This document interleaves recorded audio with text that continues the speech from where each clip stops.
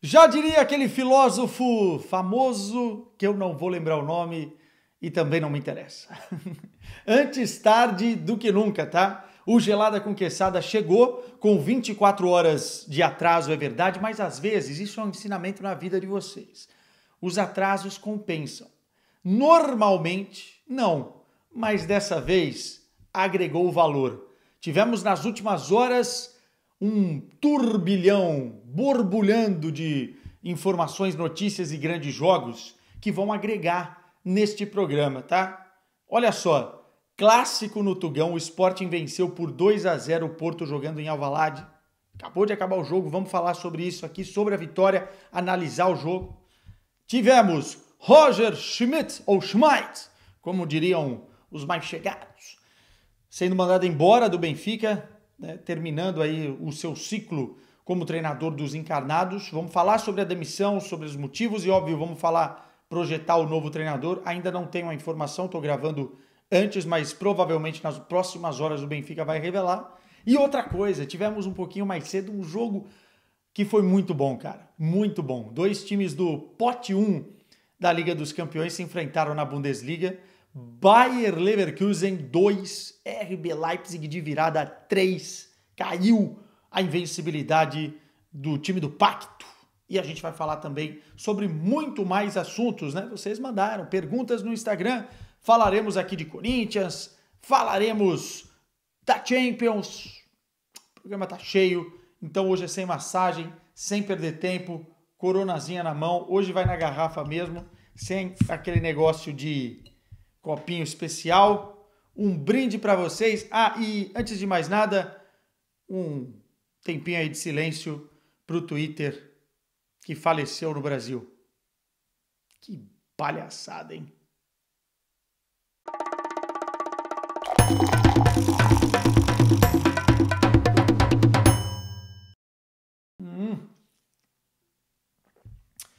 Aquele primeiro gole que lava a alma e abre um portal de possibilidades. Olha só, antes que eu me esqueça, parceria com a KTO sempre aqui. Esse programa é um oferecimento da KTO e vamos ter sempre, toda semana, vídeos de dicas aqui para vocês se divertirem sempre com responsabilidade na parceira deste canal. Mas essa semana nós não tivemos porque foi a loucura do sorteio da Champions. Antes de responder a caixinha de perguntas como é tradicional aqui, vamos falar do Porto Sporting. Eu tô maluco para falar com vocês porque acabei de assistir o jogo, quero dar minhas impressões e quero que vocês também comentem aqui. Quem viu o jogo, os portugueses que vão colar e tal. Bora lá falar sobre isso. Quarta rodada do Campeonato Português. Era um jogo muito, muito esperado. As duas melhores equipes até aqui da competição. O Porto com a melhor defesa, né? Até esse jogo não tinha sofrido. O Sporting com o melhor ataque, um ataque avassalador, precisando de um grande teste novamente e com gostinho de revanche, né? Porque os dois se enfrentaram recentemente na Supertaça, estava 3-0 para o Sporting, o Porto virou o jogo na prorrogação 4-3 e levou o título. E óbvio que o Rubem Amorim, jogando em casa no estádio José Alvalade, queria vencer esse jogo como nunca, né? Para lavar um pouco a alma dos sportinguistas e venceu.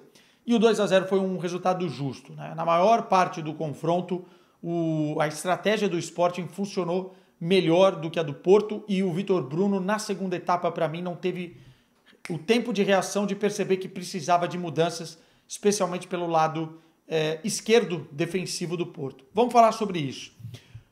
Primeiro dizer que o Vitor Bruno está fazendo um excelente trabalho e essa transição que eu citei aqui, que seria essa temporada para o Porto, pode ser melhor do que eu imaginava, porque o mercado é interessante e o treinador é bom. Dá para ver que é bom. Só que óbvio que em alguns momentos o Porto vai ter um nível de enfrentamento que vai exigir mais do clube, né? E às vezes as estratégias não dão certo. O Porto entrou com o seu 4-2-3-1 tradicional, mas o Vitor Bruno está fazendo uma coisa, para quem não está assistindo os jogos do Porto, colocando o Galeno jogando pela lateral esquerda, que funciona muitas vezes como um ala pela esquerda, porque o Porto constrói numa linha de 3, né? O lateral direito baixa para completar e o Galeno sobe. O PP, que joga nessa linha de 3 ofensiva antes do centroavante pela esquerda, centra um pouco mais pelo meio e forma uma dupla ali muito interessante, muito veloz. E eu gosto também do PP com essa liberdade de construir por dentro, jogar entre linhas e dar esse corredor para o Galeno correr.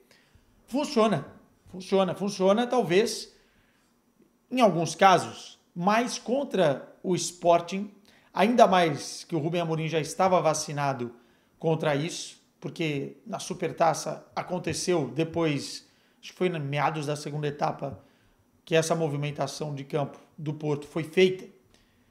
Cara, soube explorar bastante esse lado.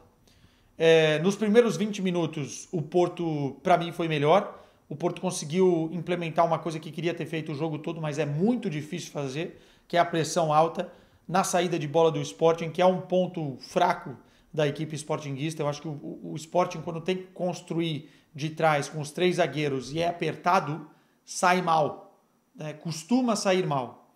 Mas você manter essa pressão alta na saída de bola o jogo todo, não dá.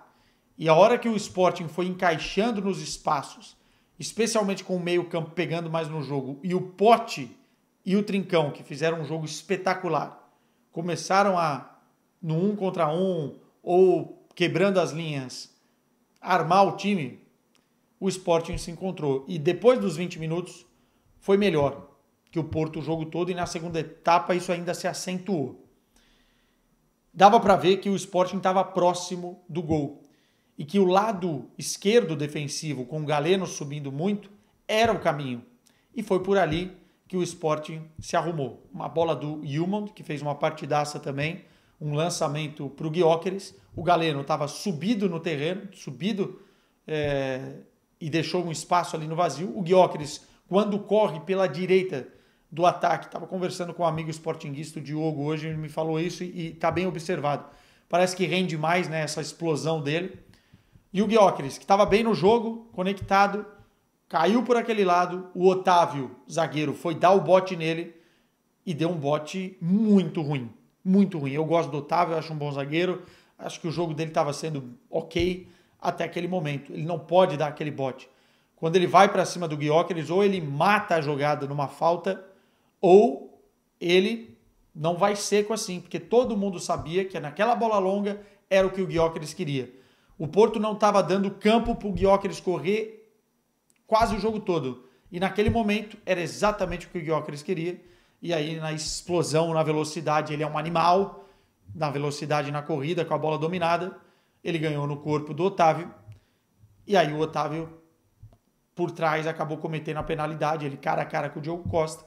E foi pênalti. Foi pênalti. Mas foi uma chegada, um bote muito errado do Otávio. Que não pode acontecer num jogo profissional e no nível que ele está. Então acho que o Otávio tem que tomar cuidado, porque todo mundo sabia que o Gyökeres faria aquilo. E aí no pênalti o Gyökeres fez o seu 7º gol na temporada em 5 jogos, né? Acho que é o 6º no Campeonato Português, se eu não estou enganado nos números. Um monstro. É o desequilibrador, né? O fator que desequilibra desse campeonato e é o que para mim coloca o Sporting novamente como favorito para ganhar o campeonato. Primeiro que o Benfica, já vamos falar, tá batendo cabeça na parede. O Porto é um time em reconstrução, vai ter altos, vai ter baixos. E o Sporting não, né? O Sporting tem uma base de um trabalho muito bem feito pelo Rubem Amorim por muito tempo. E no pênalti ele bate o pênalti com uma categoria, desloca o Diogo Costa, que é pegador de pênalti. Enfim, 1-0. Já tinha saído outras possibilidades. O Varela, que é um monstro também, salvou em cima da linha. Enfim, o Porto não fez um jogo horroroso, mas faltou adaptar a estratégia, tendo em vista que as coisas não estavam funcionando. Talvez tirar o Ivan Jaime antes do gol sair, enfim, talvez mexer um pouquinho no meio campo, colocar o Wendel, soltar o Galeno, trazer o PP para uma outra posição, enfim, não sei. Faltou ali pro Vitor Bruno alguma solução, porque não estava rolando até que sai o gol. E depois, fisicamente, o Porto cai demais, como eu falei, é muito difícil manter a estratégia que o Porto estava mantendo. As substituições também não resultaram efeito, né? O Samu entrou, enfim, outros jogadores. E o Porto acaba, o Eustáquio também entrou, e o Porto acaba tomando o segundo gol exatamente pelo lado esquerdo. Mais uma vez, boa jogada do Pote por ali, dá assistência. E o Catamo, que estava jogando do outro lado, né? Tava jogando o Kenda de um lado, nessa linha porque o Sporting joga no 3-4-2-1. O Kenda de um lado e o Catamo do outro. Eu gosto do Catamo jogando também mais pela direita. Só que com o Kenda jogando que tá jogando, tem que jogar o Catamo pro outro lado. E quando o Kenda saiu e o Catamo vai por aqui, cara, o Geni vai cortando pelo meio, bate com a perna esquerda, faz um golaço contra o Diogo Costa e tá certo. 2-0 é um resultado justo, mas os portistas não podem baixar a cabeça, porque realmente nesse momento de reconstrução, erros e acertos vão acontecer. E o Sporting está num nível acima de entendimento daquilo que tem. Acho que ainda falta o Sporting um zagueiro mais com bagagem, com rodagem, para acalmar aquela molecada que é boa, tá? A molecada do Sporting é boa, mas às vezes comete alguns erros bobos que poderiam ter custado caro em algum momento desse jogo também. Mas boa vitória do Sporting. Eu estou muito curioso para ver o Sporting na Champions. Muito curioso. Acho que o Rubem Amorim vai ter que se adaptar também aos adversários mais fortes, mas se ele montar uma máquina privilegiando a velocidade, transição ofensiva em velocidade, com o Gyökeres tendo campo para correr, é isso que eu quero ver. É isso que eu quero ver. Um brinde ao clássico português. Segunda temática aqui do Gelada Conquistada, Roger Schmidt foi demitido pelo Benfica. Como eu disse, ainda não sabemos o novo treinador, né? Eu vou falar aqui algumas possibilidades, mas primeiro sobre a demissão, né? Aconteceu nesse sábado, o Rui Costa não conseguiu mais segurar o homem, direção pressionando, os adeptos pressionando demais, e o time já tinha perdido para o Famalicão na primeira rodada do Campeonato Português, depois fez um jogo horroroso contra o Moreirense, agora na sexta-feira quase perdeu de novo, empatou o jogo, sei lá como, nos acréscimos aos 97 minutos, enfim. A coisa já estava ruim no final da temporada passada, já não havia mais conexão com aquele que é o mais importante do clube, que é o torcedor. O torcedor já estava de saco cheio, essa é a verdade, né? Desculpa o palavreado, mas é isso. E eu acho certa a demissão. Eu não acho o Roger Schmidt um treinador ruim, mas chega um momento que você pode ter boas ideias táticas, conceitos, e que ele inclusive aplicou na primeira temporada, principalmente naquela primeira metade, que deu muito certo. Só que você está trabalhando com o atleta e com o homem. E você precisa fazer essas duas pontas funcionarem. Com o atleta, você precisa que o cara entenda e compre a sua ideia, né, de jogo. Entenda e compre. Muita gente não acreditava mais naquilo que ele estava propondo. E com o homem, cara, é a questão de palavra, é a questão da frontalidade. Eu ouvi, né, de pessoas próximas a jogadores do Benfica que a relação não era boa. Que os jogadores, especialmente quando você tem um plantel qualificado, né, com várias opções boas no banco de reservas, não só apenas um 11 titular, você tem que saber manobrar ali para deixar os jogadores motivados, satisfeitos. E o Roger Schmidt era muito pragmático, sempre com o mesmo 11, e aí depois um jogador entrava, ia bem e não ganhava uma chance quando deveria, ou quando foi prometido. Enfim, ele não tinha esse jogo de cintura com os atletas e a relação foi corroendo, cara, corroendo. Tanto que muitos jogadores já não aguentavam mais o Schmidt. Parte deles, o grupo de brasileiros, que agora, enfim, muitos saíram, né? E já vamos falar sobre isso. O Benfica foi muito mal, o presidente Rui Costa, de não ter feito essa avaliação mais cirúrgica no final da temporada passada. Pô, que você está falando agora porque não deu... Cara, pouca gente bancou no final da temporada passada, queria dar certo. Termina a temporada, troca o treinador. Por quê? Porque agora o Benfica perdeu, basicamente, o trabalho da pré-temporada, termos táticos, estratégicos, pode chegar um que mude totalmente o jeito de jogar. Perdeu o planejamento das transferências olhando para o que o treinador queria. Ou será que só contrataram pensando no clube? Ou será que só dispensaram pensando no clube? Que é o mais difícil de entender. E para mim foi mal. Se era para trocar, tinha que ter trocado antes, mais do mesmo, e acabou que a relação se deteriorou. Volto a dizer, tenho respeito pelo técnico, acho que ele tem boas ideias, mas a conexão é muito mais relevante. E agora tem o seguinte, o mercado do Benfica trouxe alguns jogadores, é verdade, bons jogadores, enfim, que podem dar certo, são potenciais bons jogadores que ainda não provaram com a camisa do Benfica, mas estão saindo jogadores, saíram já, que não poderiam sair. O David Neres, você não pode vender, cara. Jogo do Napoli agora esse final de semana, mais uma vez o David Neres decisivo. Foi ele que fez a jogada de expulsão do jogador do Napoli, ele que deu o cruzamento para o gol, já no apagar das luzes, que deu a vitória ao Napoli. O David Neres é um cara que qualquer treinador que entrasse agora, que perceba minimamente de bola, poderia recuperar a relação e poderia fazer o Neres ser uma bomba, porque ele é muito bom jogador. E aí eu até entendo a venda do Marcos Leonardo, porque comprou por 18 recentemente, acho que fez 24 jogos pelo Benfica e agora está saindo por 40. Bom, baita negócio do Benfica, beleza. A gente não sabe se lá na frente vai se arrepender, né? Se o Marcos Leonardo se torna realmente uma bomba do futebol mundial, mas chegou o dinheiro da Arábia, Al Hilal, 40 milhões de euros. Já tinha feito outras vendas. Precisava vender o João Neves nessa janela? Por 60? Mais 10 que seja. Morato recebeu uma proposta do Fulham recentemente. Acho que foi na casa dos 24 milhões de euros. Não foi. Agora vai por meados de 17, né?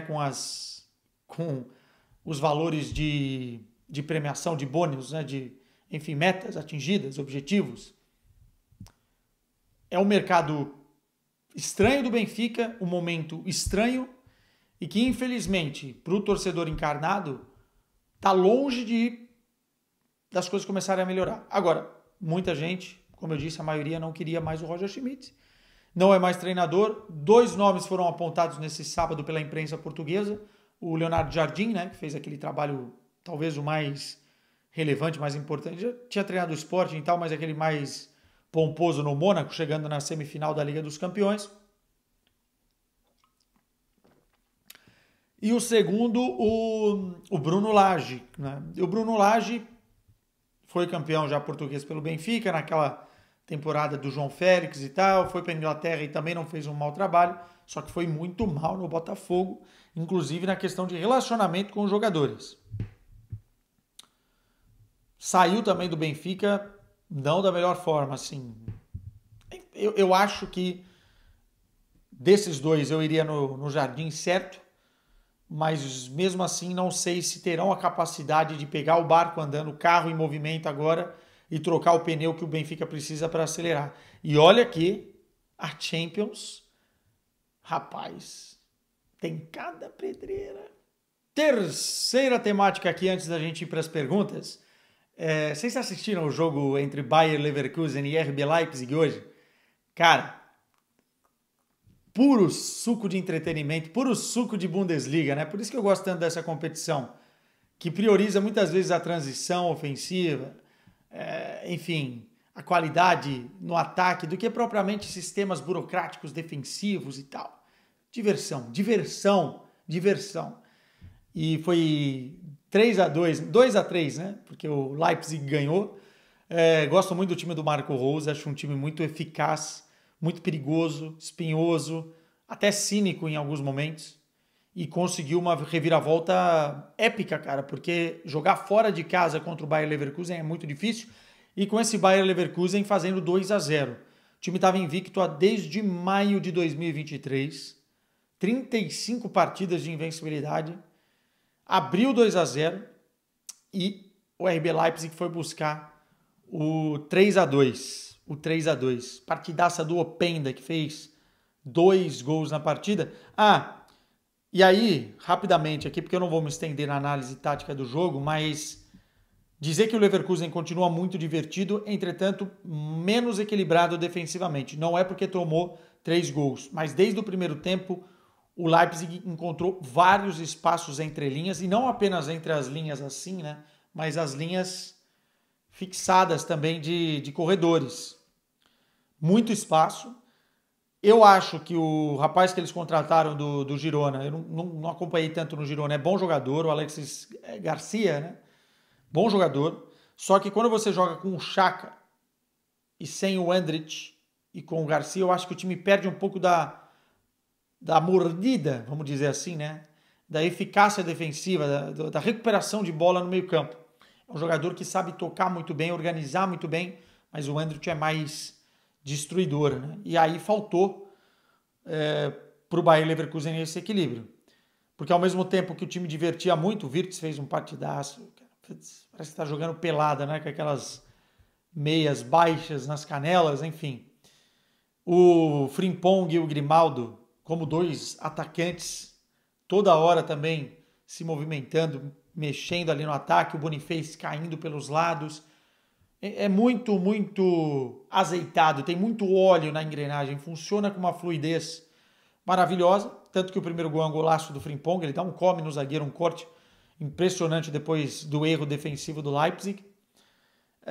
Qual que é o segundo? O segundo gol é do Grimaldo, também um golaço, né? Jogadinha trabalhada, acho que é o Wirtz que dá o passe para ele dentro da área, e o 2-0, depois o Kempf faz o 2-1, ainda no primeiro tempo, e o Openda na segunda etapa não perdoou. 2 belos gols do Openda, é um bom centroavante, não sei como ninguém foi buscar o homem do RB Leipzig, mas cuidado, o RB Leipzig tem um caminho espinhoso na Champions, só que é um time cínico, time chato, enfim.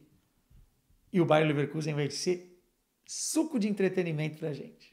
Já que eu mencionei a Liga dos Campeões, rapidamente, só para a gente dar uma olhada aí, vou colocar na tela para vocês o cardápio da Champions da primeira rodada. Lembrando, todos os jogos na Max com a gente e na TNT também teremos muitas e muitas atrações. Ainda não está definido onde vai passar cada jogo, tá? No TNT, Space, Max. Em breve teremos esse cardápio nas redes sociais da TNT Sports. Entretanto, terça-feira temos Young Boys Aston Villa. Mais ou menos, né? Quero ver o Aston Villa, é verdade, mas não é um jogo que me empolgue tanto. Esse Juventus e PSV, sim, bom jogo, mais cedo. Milan e Liverpool. O Bayern contra o Dinamo. Real Madrid e Stuttgart. Olha aí, o Stuttgart com a missão difícil. Entretanto, melhor momento para pegar o Real Madrid de repente, hein? E o Sporting com o Lille. Tem que fazer 6 pontos o Sporting nas 2 primeiras rodadas. Na quarta-feira, o jogo mais legal é o City Internazionale de Milano e o Paris Saint-Germain Girona, né? E na quinta-feira... tem o Dortmund e Bruges também. Mas na quinta-feira são 3 dias, né? Para quem ainda não sabe, tá perdido aí. Atalanta e Arsenal. Bom. Muito bom. Atlético de Madrid e RB Leipzig. Muito bom também. Benfica estreia com Estrela Vermelha fora. Jogo duro, jogo difícil já para o novo treinador, quem sabe. E esse Feyenoord e Bayer Leverkusen. Antes de vocês me perguntarem, eu não faço a mínima ideia o que eu vou fazer. Ainda não saiu escala nenhuma. Portanto, é só relaxar e esperar. Perguntinhas na mão aqui, bora resenhar, vai. João Guimarães mandou: não entendi esse modo novo da Champions. Cara, tem um vídeo aqui no canal falando sobre o novo formato. Ele é mais complicado, mas agora, depois do sorteio, já deu para ver que as coisas vão ser muito, muito interessantes. E a gente já começa a ver também agora com as datas, os caminhos, onde que os times vão ter mais dificuldade, onde vai dar para apertar, onde vai dar para ganhar ponto, enfim. Vai lá no vídeo que eu explico direitinho. Não vou ficar aqui explicando porque é um vídeo longo, inclusive, para você ir lá e tirar as suas dúvidas. Victor 16 Gama: o Dortmund está se desfazendo de todo mundo, vendeu o Füllkrug e agora o Haller saiu. Como fica? O Haller já estava de saída, não era para ficar. O Füllkrug foi uma oportunidade financeira, tendo em vista que o time estava apaixonado e namorando o Guirassy. Então, enfim, eu não gostei da saída do Füllkrug, mas o Haller já estava nas contas, até porque não era titular, né? Era um reserva, que o salário alto, inclusive, de luxo para o Füllkrug durante a temporada. e se machucou bastante também, né? Óbvio, ele teve aquele problema seríssimo de saúde, mas fora isso, se machucou bastante, então por isso que o Dortmund vendeu. Leonardo RPS, Quesada, qual a sua previsão para a temporada do Bayern? O Bayern joga amanhã, né, pela Bundesliga, vai ter vídeo aqui no canal sobre o Bayern. Cara, a gente ainda tá um pouco no escuro, porque o Kompany tá tentando implementar algumas coisas. Só para vocês terem uma ideia, o Kompany colocou para treinar separado o Upamecano e o Kim Min-jae durante essa semana. Foram 2 dias, eles não treinaram com a equipe, para fazer um trabalho especial para ver se recupera essa dupla, né? Porque as lambanças da estreia na Bundesliga não podem mais acontecer. Eu acho que o Kompany é um treinador promissor e acho que o Bayern vai jogar um bom futebol, bom ofensivamente e vai tentar se equilibrar defensivamente. Acho que passa tranquilamente entre os 8, inclusive brigando para estar na liderança da Liga dos Campeões. Tem adversários acessíveis, inclusive no início. Tem boas previsões, né? E essa temporada já deu para ver que o Bayer Leverkusen, vai ter concorrência e que vai tirar pontos. Acabou de perder. O time invicto perdeu pontos para o RB Leipzig. Leandro Siqueira 83 mandou: que elegância. Tava vestido de Champions no Parque dos Príncipes, um sapo com elegância. Ainda é um sapo, mas conquista muita gente. Obrigado. É a foto da pergunta, né? Da caixinha de perguntas. O Luiz Carlos mandou: acha que a volta do Carvalhal ao Braga é bom para a carreira dele e para o clube? Sim. Ele fez um trabalho bom para salvar o Celta recentemente do rebaixamento na La Liga. E no Olympiacos ele começou a montar o time que depois bateu o campeão na Conference. Só que ele brigou lá com o diretor esportivo, enfim, o combinado que tinham foi descombinado e não deu certo, precocemente saiu. E ele precisava voltar ao futebol português. Eu acho o Carvalhal muito bom treinador. Ele é de Braga, né? Tem casa em Braga, já fez esse Braga ser competitivo e agora eu estou gostando dessas primeiras impressões. Eu acho muito bom treinador. O futebol brasileiro ficou de olho nele há algum tempo, alguns clubes, é verdade, e acho muito, muito, muito bom. E ele ainda pergunta: a venda do João Neves ainda vai dar muita dor de cabeça para o Benfica? Vários torcedores bem revoltados. Cara, a venda era, nesse momento, dava para evitar. Ainda mais vendo outros jogadores que o Benfica conseguiu vender. E isso é que acho que machuca mais, porque saberia aceitar melhor o torcedor benfiquista daqui 1 ou 2 temporadas, quando ele ainda ia ter um valor de mercado talvez até mais alto, porque é um jogador muito bom, muito, muito bom. E agora, é claro, toda vez que o Paris Saint-Germain jogar e o João for bem, o torcedor benfiquista vai ficar com saudades. E o Rafael Soares pergunta da ida do David Neres para o Napoli, já falei aqui. O valor não foi... E vou acrescentar, o valor não é o que me incomoda. 30 milhões de euros é um bom valor. Pela idade, pelo que pagou, enfim. O que me incomoda é que é um jogador muito diferente e é difícil achar um cara assim no mercado, né? Mas o Benfica preferiu vendê-lo e desfazer o grupinho de brasileiros ali. Enfim, escolhas, né? E agora, se calhar, vai pagar o pato durante essa temporada. E o Rafael mandou do Roger Schmidt, enfim. E ele manda aqui: o que acha de uma eventual ida do Arthur Cabral ao Corinthians? Acho que o negócio melou, né? Eu fiz um vídeo no meu Instagram, Rafael, você deve ter visto. Eu acho que o jogador é muito bom para o nível do futebol brasileiro. Não deu certo como se esperava aqui em Portugal. Em 43 jogos fez 11 gols. Cara, já se provou em outros contextos aqui, por isso que eu acho que para o nível do Brasil ele iria se dar bem. Tem 26 anos, só que os valores estavam fora da realidade, cara, para o Corinthians. 15 milhões de euros, segundo o André Hernan, né? Por 50% do Arthur Cabral. Ou seja, um jogador de 26 anos que não foi bem, que é reserva no Benfica hoje, valendo 30 milhões de euros. É o Benfica que vende bem todo mundo, né? Que o Benfica é muito bom vendedor. E o Corinthians, precisando de um centroavante no desespero, vem com uma proposta dessa. Eu acho que não dá para o Corinthians gastar isso num jogador só. Até daria, mas não agora. O momento financeiro é delicado e eu acho um negócio ruim. Por si só é ruim, 50% de um jogador de 26 anos por 15 milhões de euros, fora da realidade, fora da casinha, enfim. Ainda bem que melou. Eu ainda estou confiante no Héctor Hernandes. João Amorim, boas queçada. Como será que ficará o 11 do Porto esse ano? Eu tenho minhas dúvidas. Eu acho que tem ali uns intocáveis, né? Acho que o Diogo Costa é um deles. Acho que o Otávio, mesmo com a falha de hoje, é um jogador que deve ser titular durante toda a temporada. O Varela não dá para tirar. Acho que do lado do Varela, dependendo do jogo, o Vasco pode ser uma boa, mas acho que ali ainda tem briga pela posição. Enfim, o PP para mim é um cara muito diferente, mas precisa render mais. Precisa também evoluir, né, no seu jogo, especialmente na questão de finalização.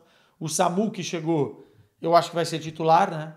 E tem potencial para isso, pelo que eu ouvi dos colegas lá na Espanha. É muito difícil cravar um 11. Mas eu confio no trabalho do Vitor Bruno, acho um bom treinador.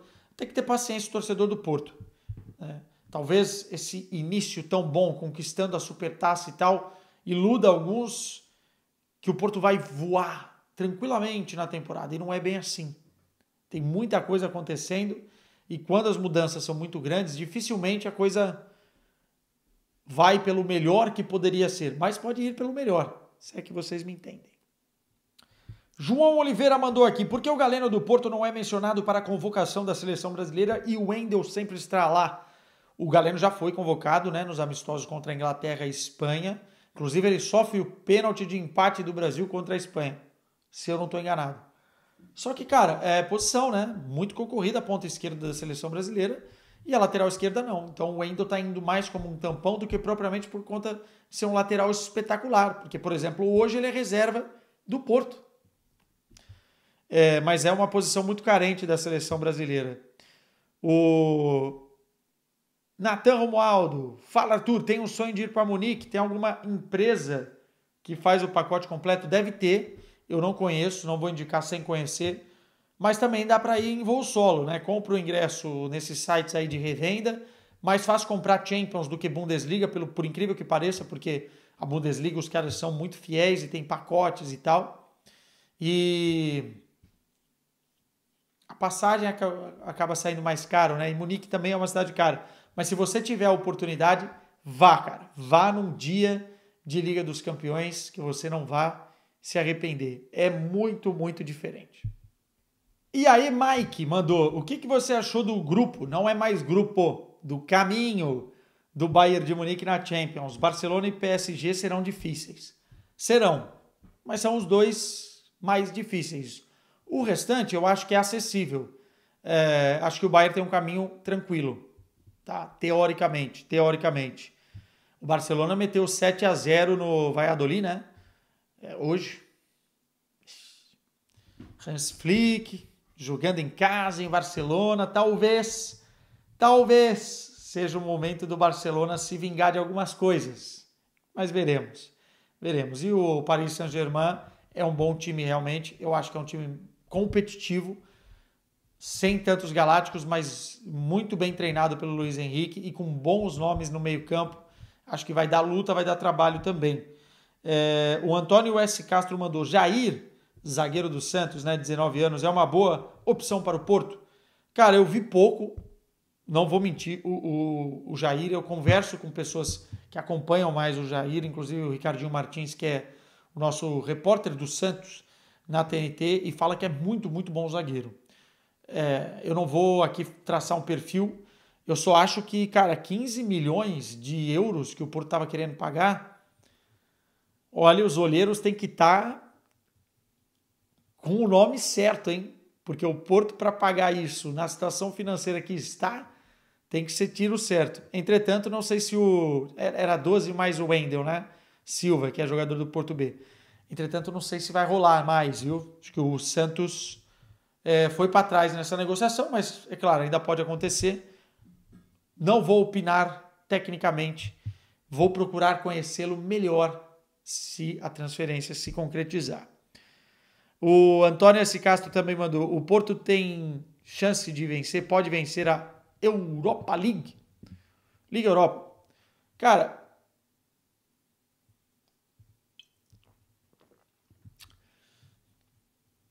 muito cedo para dizer. O caminho também não é tão, enfim, fácil assim, mas eu acho que tem uma grande vantagem para as equipes que estão na Europa League nessa temporada, que não caem as equipes da Champions para lá, né?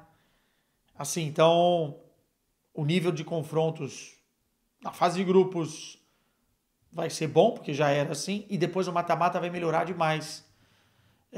Acho que se acertar, tem casca para a competição europeia. Não sei se vai ser a prioridade e também não sei se vai ser um dos favoritos. É muito cedo. O Porto ainda está num processo de desenvolvimento nas mãos do Vitor Bruno. É muito cedo para a gente cravar. Matheus de Andrade mandou aqui. Fala, queixada! Como será a transmissão da nova Champions com muitos jogos ao mesmo tempo? Cara, a gente vai transmitir todos os jogos na Max e alguns serão privilegiados também por passar na TNT e no Space. Ainda não sei. Vai ter jogo no YouTube também, se eu não estou enganado. Um por rodada. Então vocês fiquem espertos aí, porque a gente vai fazer essa venda aí agora durante essa próxima semana com muito fervor, muito fervor. Mas tenham tranquilidade, porque eu acho que a nossa equipe é muito forte para cobrir a Liga dos Campeões, né? Em termos de correspondentes. Não estou puxando a sardinha para o meu lado, mas a gente vai dar conta. Vai dar conta, mas vai ser jogo pra caramba. Vai ser jogo pra caramba. De Marcelo 11, acha que o Catamos na esquerda pode render tanto quanto na ala direita?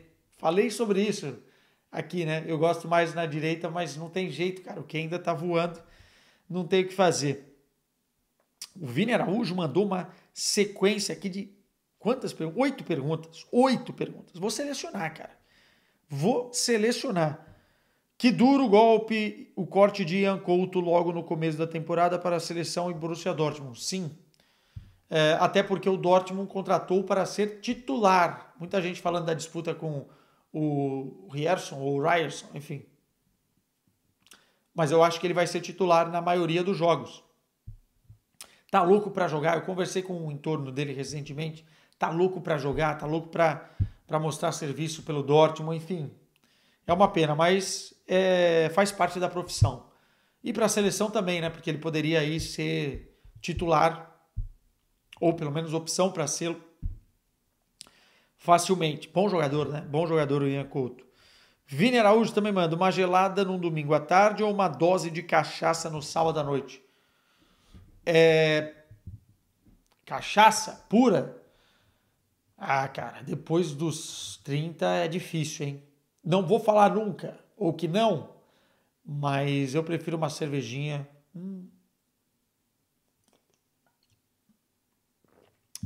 Você se controla melhor, tudo acaba bem. Cachaça é para, né, só se for realmente só aquele cheirinho. Mas, como diria Adriano, quem bebe só uma cervejinha? Mais duas do Vini Araújo aqui, porque coitado, mandou 8. Já dançou vira-vira nas festas em Portugal? Já. Assim, quando o brasileiro chega aqui, ele quer cantar a música dos Mamonas Assassinas por todo lado. Depois acaba ficando um pouco ridículo e ultrapassado. Mas já eu gosto muito das festas de verão aqui. Esse ano eu não consegui ir com a família porque, enfim, nasceu o pequeno Lucas, que é um terremoto e tá dando muito trabalho. Mas eu curto muito as festas portuguesas, cara. E danço bastante também, à medida do possível e à medida do que eu vou consumindo.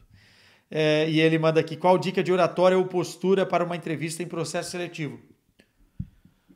Antes de conseguir meu primeiro estágio, eu fiz 13, que nem Zagallo, 13 processos seletivos e eu não passei nenhum.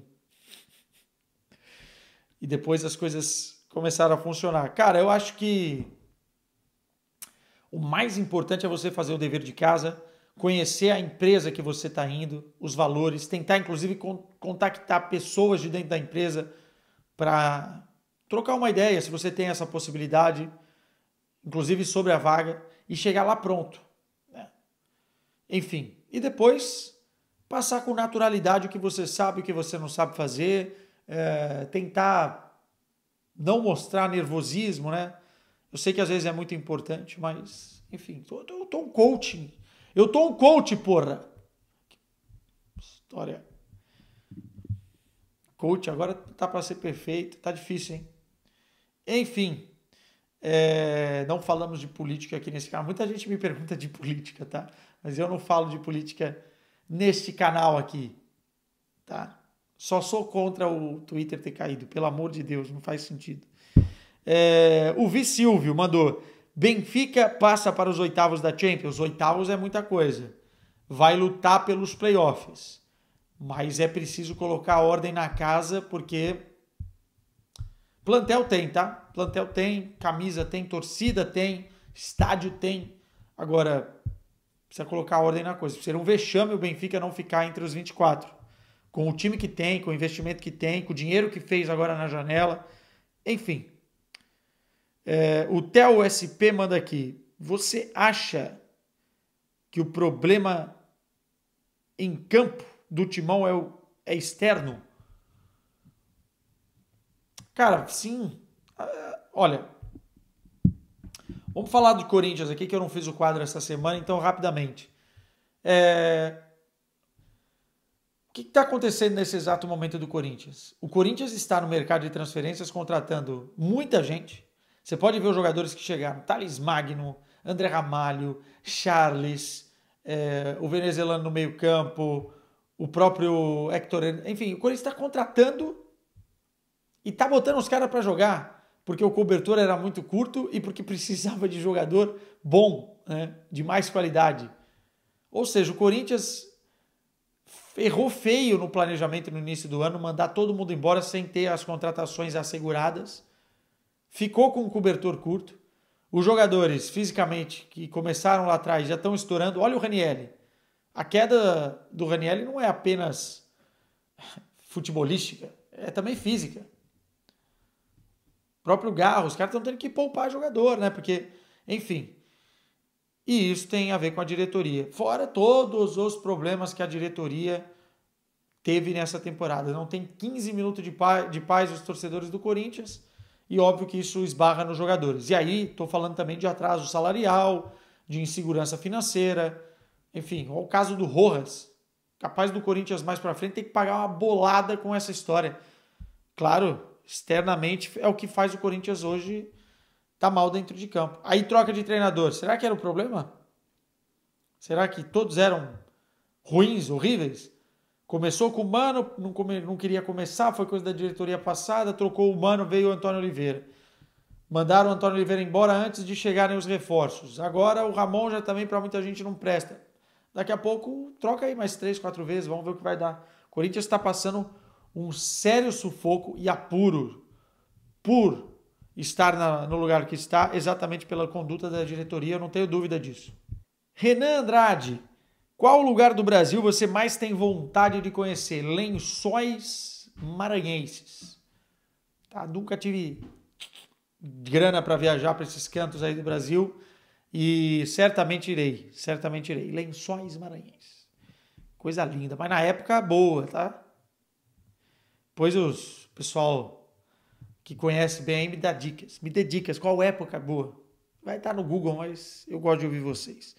O Lucas Costa Arruda: Quesada acha que o Milan com o Paulo Fonseca conseguirá ir longe no Campeonato Nacional quanto na UCL? Acho que a concorrência dentro da Itália é pesada. Não estou botando fé no Milan. Acho o Paulo Fonseca um treinador mediano. Fez alguns bons trabalhos, mas não é espetacular. E o Milan tem alguns problemas de herança, né? O problema maior aí para o Milan, cara, é a concorrência dentro da Champions e dentro do próprio campeonato italiano. Então vou esperar, porque o Paulo Fonseca, apesar da minha crítica aqui, ainda merece um voto de confiança. Está muito no início do campeonato, está muito no início da temporada. O Tachandre 7 mandou: qual a melhor francesinha do Porto? Isso é guerra aqui, tá? Isso é guerra, ninguém consegue chegar a um consenso, uns falam um lugar, aí acham loucura, outros falarem outro, enfim. Tudo que eu falar aqui vai estar errado para alguém. Eu gosto, ou gostava bastante antes de ficar hypado da francesinha do brasão. Agora tem brasão para todo lado e dependendo do brasão que você vai, não é tão boa como no Yuko, que é a mãe do brasão lá, né? Agora, cara, já fui mais chegado na de Santiago, muita gente fala do Santiago, não gosto tanto assim. Rapaz, faz um tempo que eu não como francesinha. Faz um tempo que eu não como. Eu quero comentários. Eu já comi muito, mas aquilo também é uma bomba calórica, né? Cada 3 meses você pode comer, senão ferrou. Alex mandou aqui. Fala, Queçada, bebo 3 cervejas enquanto você toma uma neste quadro maravilhoso. Aí é que você se engana. Geralmente eu tomo 2, tá? É porque eu vou cambiando aqui. É estratégia, né? Que em inglês, strategy. Em espanhol, estratégia. E por aí vai. Darlisson Oliveira. Queçada, quem você acha que pode surpreender nessa Champions? A pergunta é boa. Pergunta é boa. Cara, eu acho que o Aston Villa, que é pote 4, pode dar uma embolada na parada aí. O Girona perdeu muita gente, o Stuttgart saiu muita gente, enfim. E para muita gente o Sporting, né? Sinceramente, porque a gente faz lá os quadros no melhor futebol do mundo, a galera desacredita um pouco no Sporting. Eu acho que o Sporting pode surpreender. O Pedro MCDG. Com mais países nesta primeira fase sendo visitados, quero mais recomendações de gelada. Podemos reativar o Gelada on the Road, né, nessa temporada, tá? Fica aí a promessa, hein?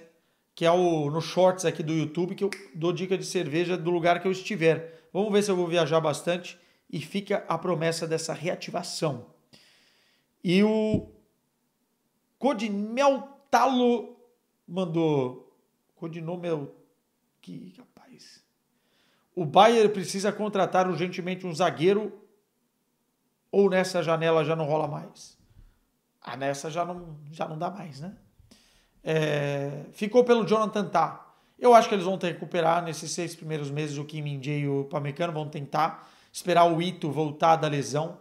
Se o negócio ficar feio, o Dyer vai ser utilizado, ou o próprio Stanisic de zagueiro, e depois, de repente, em janeiro, eles voltam a carga, né? O Bayern, na temporada passada, fez algumas contratações em janeiro, algumas não deram certo, mas vamos ver. Eu acho que também a entrada do Palhinha no time vai melhorar a zaga, porque vai ter mais proteção.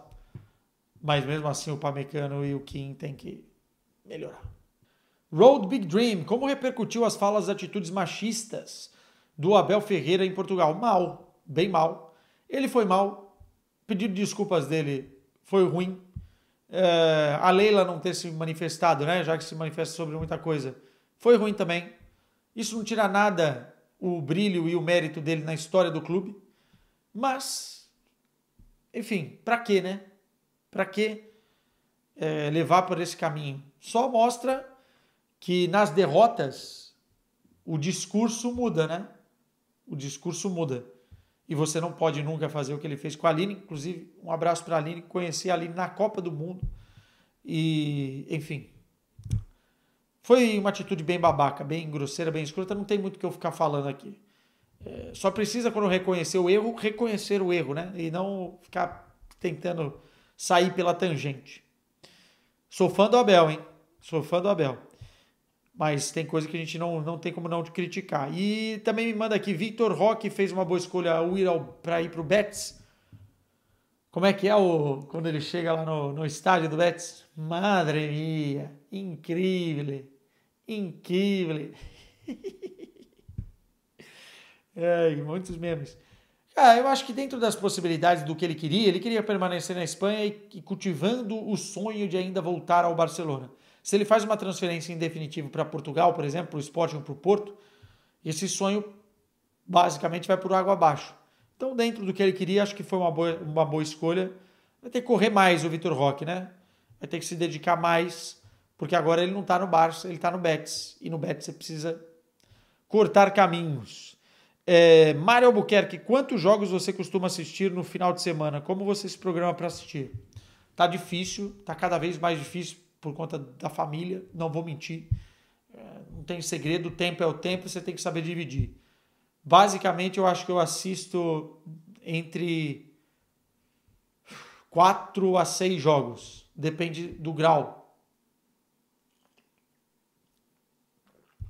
É óbvio que se depois do grau de qualidade do jogo, não mudou do grau. Óbvio que depois, se você... E também do outro grau. Vamos ser justos aqui. Óbvio que depois, se eu preciso comentar um jogo no melhor futebol do mundo, eu tenho aqui a possibilidade de voltar atrás, né? De rebobinar a fita e eu assisto, porque senão não tenho condição de chegar no programa e comentar. Mas entre 4 a 6 jogos. Vamos colocar assim. Tem final de semana que eu consigo até um pouquinho menos. Tem final de semana que são 3 jogos e olhe lá. Mas vocês me perdoam, né? Vocês me perdoam. Enfim, Pedro Tchak mandou: acho preocupante as opções de pontas do Borussia Dortmund. Malen não rende e Gittens, desculpa, Gittens, é de lua. Também acho que o Bayern Gittens não é constante. Não é constante, mas eu gosto. Eu gosto. E o Malen fez uma boa parte da temporada passada, né? Cara, perder o Jadon Sancho foi um duro golpe. O ADM também tem essas questões de lua e tal. E teve, né? Na temporada passada. Mas eu acho que não é a principal questão que o Sarrin deve estar preocupado, não. Eu acho que o equilíbrio defensivo é o que principalmente o Borussia Dortmund precisa ter para essa temporada. O Gabriel Góes mandou: por que os clubes alemães não se interessam tanto por promessas brasileiras sul-americanas? Eu tive um bom papo com algumas pessoas sobre isso, já jornalista alemão, com o diretor de comunicação do Bayer Leverkusen agora na final da Pokal, que eu fui lá convidado pelo clube e tal, e com o pessoal do Bayer. O Elber falou com a gente sobre isso. E o Elber é um dos caras que está lá em contato com... O medo deles é a adaptação, porque na Alemanha as coisas são muito diferentes do que no restante da Europa, e eu estou falando de coisas básicas: língua, comida e frio principalmente, e também pela questão da exigência que os treinadores alemães colocam naquilo que o jogador precisa entregar taticamente. Não é à toa que nós temos hoje grandes treinadores alemães fora da Alemanha, e bons no mundo inteiro. E aí eu acho que tem essa questão também. Já me falaram que é por isso. O jogador chega lá, muitas vezes quer trazer uma montanha de amigos e família com ele, não se adapta, depois não entende o que o treinador está passando no treino, depois fica irritado com o treinador porque não é titular toda hora, e aí acaba que azeda. Por isso que tem que dar valor aos que estão lá fazendo o seu caminho, e que fizeram muito bem. Por exemplo, o Arthur, do Bayer Leverkusen, está tendo paciência. Está entrando, está jogando. Era para o Frimpong ser vendido nessa janela, não foi, ainda bem. O Arthur teria mais possibilidades. Mas, enfim, é por aí o caminho. Eles me bombardearam de perguntas hoje, hein? Tá acabando a segunda. O Verquizani Oliveira. João Paulinho não está nos planos de Company? João Palinha? O João Paulinho eu não conheço.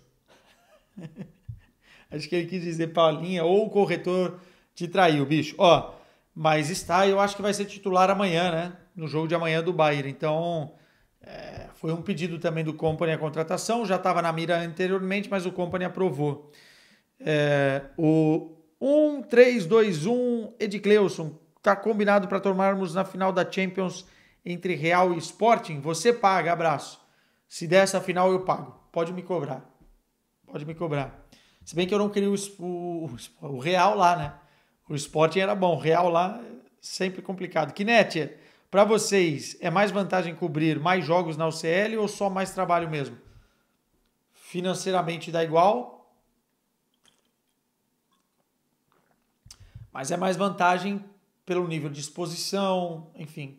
O único ponto é que se fossem 3 dias por semana, como vai ser a primeira rodada, aí ia ser complicado. Porque, reparem, como é que funciona a nossa vida, né? Vou falar por mim, obviamente, porque tem muita gente que, por exemplo, a Tati cobre Real Madrid, Atlético de Madrid, ela faz muitos jogos em casa. Eu tô no Porto. Porto não tá na Champions, então eu vou viajar sempre.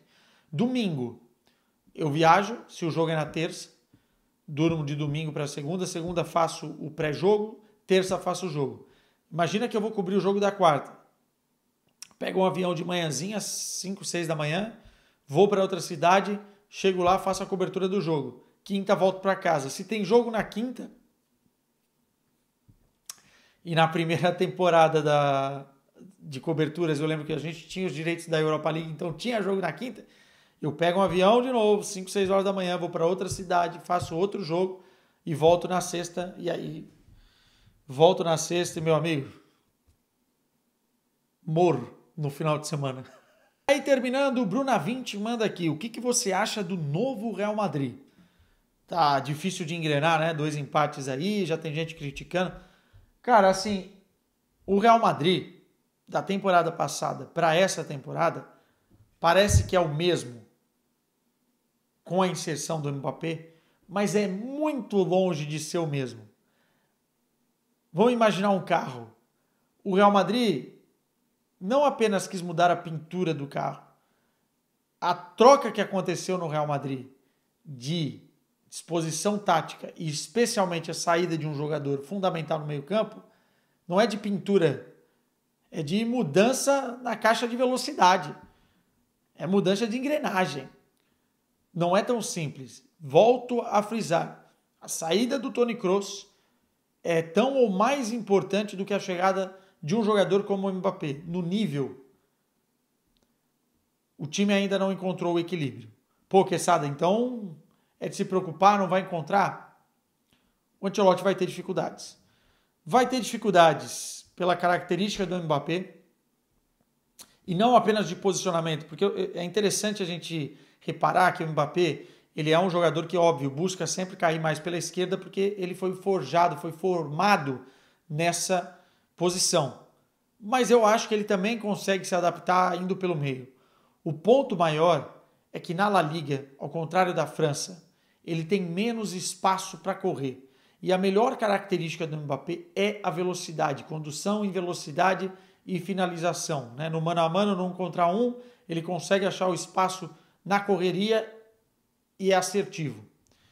Na La Liga, pelos jogos que eu vi, o que está acontecendo? O Real Madrid está tendo que superar a defesa de bloco baixo. Ou seja, você precisa ter de característica, eu não estou dizendo que o Mbappé é ruim nisso, mas não é a principal característica dele.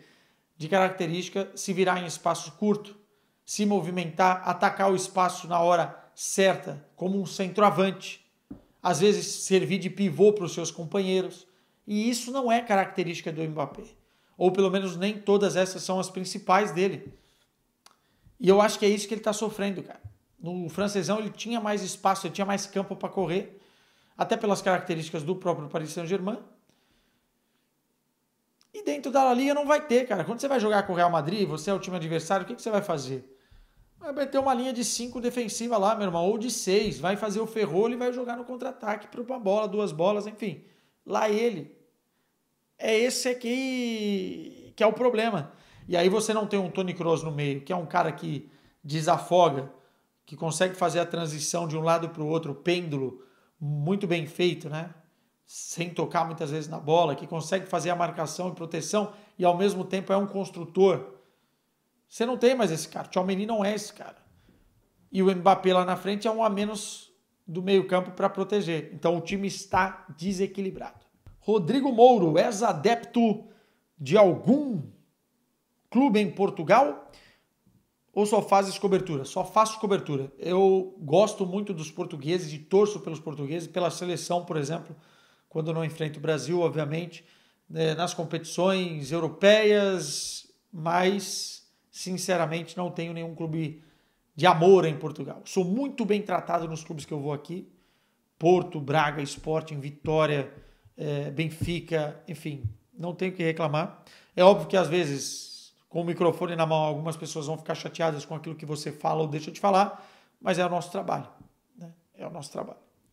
O Nuno Batalha, mercado do Porto em perspectiva da época, clássico de sábado, abração, amigo. O mercado é muito bom, acho que o Porto foi criativo, encontrou soluções, mas, como eu disse, vamos esperar para ver se as soluções vão funcionar dentro do contexto de imediatismo que às vezes um time grande tem, né? Eu acho que o Vitor Bruno é um cara que vai botar ordem na casa. Estou gostando do início, apesar dessa derrota para o Sporting. E para terminar, o Guilherme João mandou: qual time alemão você acha que pode surpreender mais na Champions? Stuttgart ou Leipzig? Depois de hoje fica fácil, né?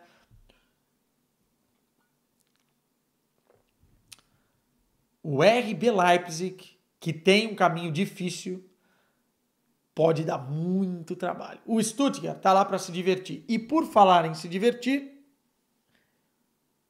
bom domingo para vocês. Tchau.